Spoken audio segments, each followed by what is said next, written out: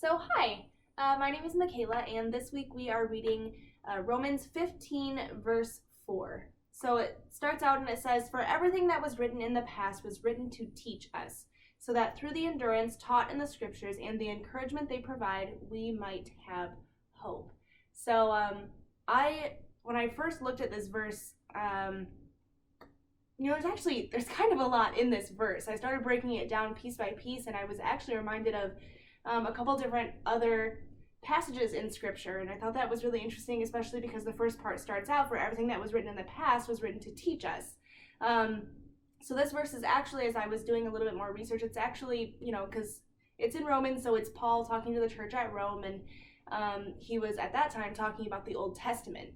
So, but I was reminded of this other verse. It's 2 Timothy chapter 3, verses 16 through 17, where it says, "All scripture is God-breathed and is useful for teaching, rebuking, correcting, and training in righteousness, so that the servant of God may be thoroughly equipped for every good work." All scripture is God-breathed, whether it was the Old Testament or the New Testament, and we know that the New Testament is just a fulfillment of the Old Testament. So every verse ties together, and we'll talk a little bit more about that in just a moment. But all scripture is God-breathed. It's so rich. You can never, ever exhaust its riches.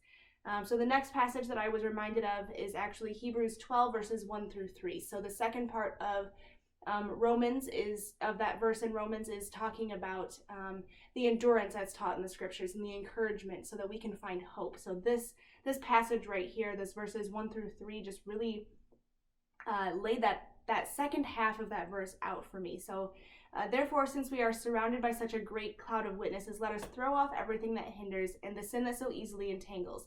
And here's the part that it gets good. "And let us run with perseverance the race marked out for us, fixing our eyes on Jesus, the pioneer and perfecter of faith." I'm going to pause there for just a second. So it's talking about perseverance, right? And then it's talking about Jesus, the pioneer and perfecter of our faith. So there's that endurance and the encouragement, and then the hope again. So then it goes back. "For the joy set before him, he endured the cross, scorning its shame, and sat down at the right hand of the throne of God." There's again that piece of hope. But then it goes on in verse 3, "Consider him who endured such opposition from sinners, so that you will not grow weary and lose heart." Going back to that endurance piece. So I love the way that scripture time and time again backs itself up. And not only that, but every single verse in scripture, from the Old Testament to the New Testament, Genesis to Revelation, they point back to Jesus. So I'll read one more time the Romans 15. "For everything that was written in the past," like I said, that was the Old Testament for Paul, but for us, that could be the entire Bible. "It was written to teach us, so that through the endurance taught in the scriptures and the encouragement they provide, we might have hope."